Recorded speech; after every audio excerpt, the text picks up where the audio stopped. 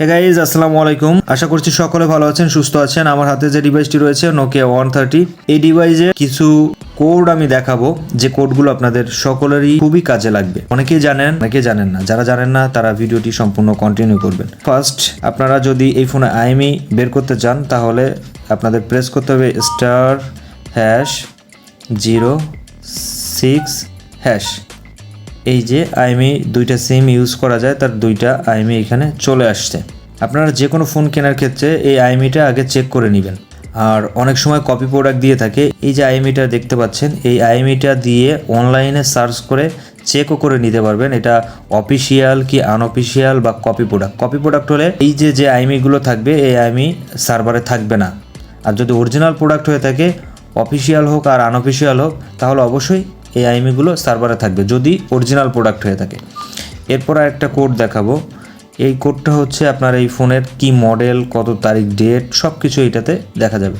নোকিয়ার ক্ষেত্রে এটা *1 2 3 4 চারটা জিরো দেওয়ার পরে এই হ্যাশ প্রেস করবেন।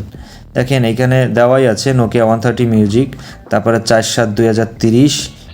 এর মডেল হচ্ছে TA1576, সি নোকিয়া, ল্যাঙ্গুয়েজ আছে MH।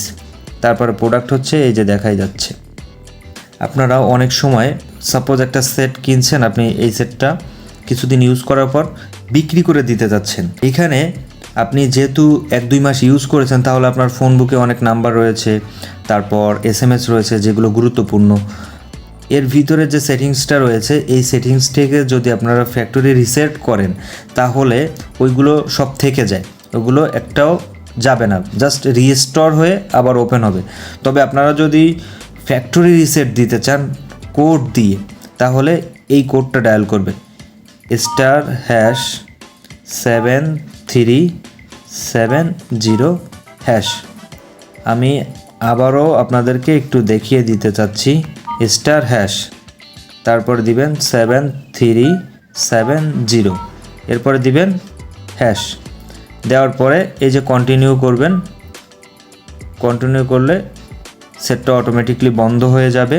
বন্ধ হয়ে 3-4 সেকেন্ড পরে ওপেন হয়ে যাবে। এখন আপনারা এই ফোনের সব কন্ট্যাক্টসে ঢুকবেন।